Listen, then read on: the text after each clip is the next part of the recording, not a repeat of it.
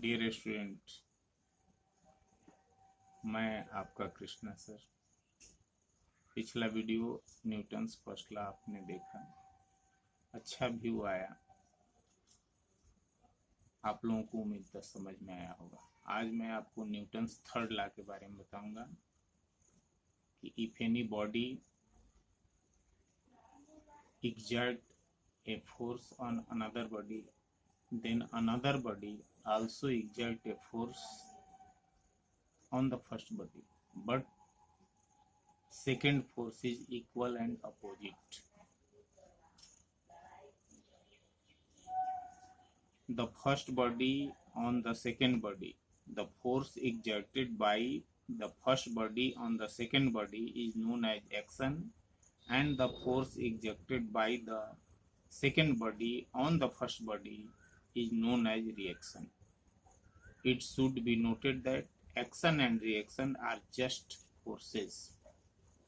आपको मैं बता दूं कि न्यूटन ने जो पहला थर्ड लॉ दिया उसमें यही है कि अगर किसी वस्तु पर, एक वस्तु पर दूसरे वस्तु द्वारा कोई फोर्स लगाया जाता है तो दूसरे वस्तु द्वारा भी पहले वस्तु पर इक्वल एंड अपोजिट डायरेक्शन में उतना ही फोर्स लगेगा। एग्जाम्पल देखिए, एक बॉल ले लीजिए रबर का, उसको दीवार पर मारिए, थोड़ी देर में वह आपके हाथ में होगा।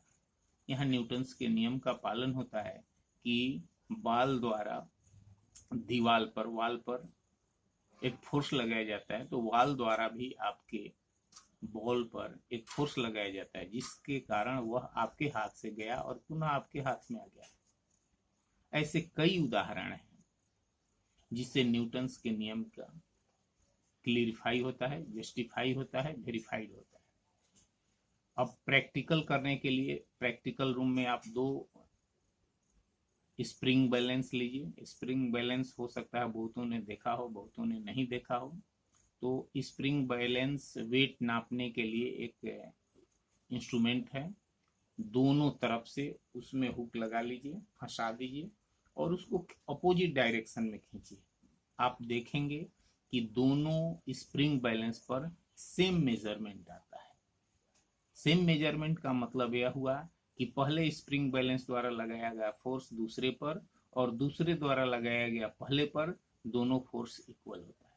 इस तरह न्यूटन्स के नियम की सत्यता हुई, न्यूटन्स लॉ वेरीफाइड हुआ।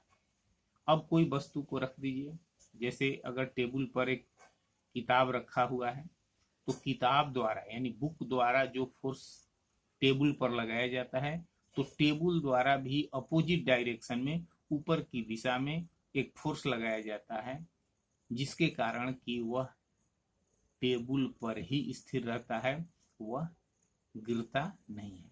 यहाँ भी न्यूटन्स लॉ सेटिस्फाई होता है, न्यूटन्स लॉ वेरीफाइड होता है।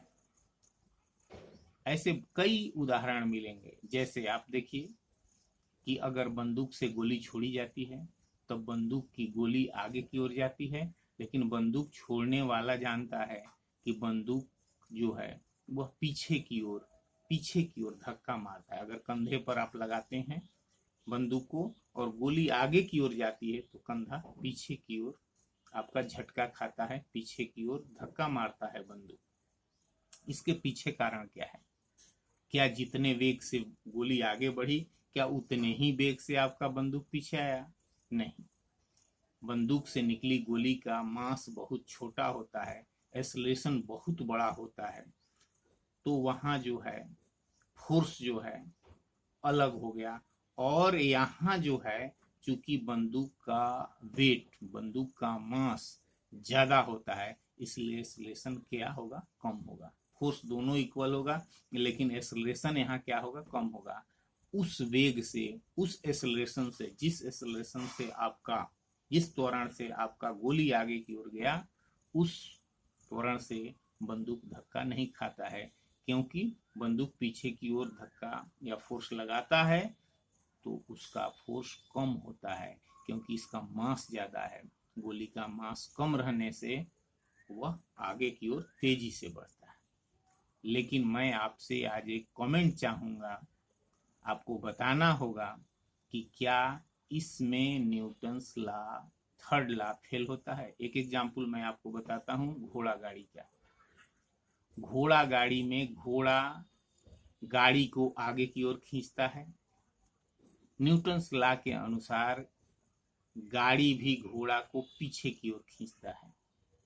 तो अगर घोड़ा आगे की ओर खींचता है और गाड़ी उसी फोर्स से, इक्वल एंड अपोजिट फोर्स से पीछे की ओर खींचता है, तो यहाँ एक क्वेश्चन एराइज होता है कि आखिर घोड़ा गाड़ी आगे क्यों बढ़ता है। हमें लगता है क्या यहाँ न्यूटन्स लॉ फेल हो गया। मैं आपसे कमेंट के रूप में आपसे कमेंट चाहूंगा कि आप हमें बताएं कि क्या यहाँ न्यूटन्स लॉ फेल हो गया। क्योंकि न्यूटन्स लॉ के अनुसार अगर कोई वस्तु पर एक फोर्स आगे की ओर लगता है तो उतना ही अपोजिट फोर्स पीछे की ओर भी लगता है। यानी घोड़ा गाड़ी को जितने फोर्स से आगे की ओर खींचता है, गाड़ी भी उसी फोर्स से उसको पीछे की ओर खींचती है। इसका क्या अर्थ है, क्या यहाँ न्यूटन्स लॉ फेल होगा? हम आज कमेंट्स में आपसे यही जानना चाहेंगे।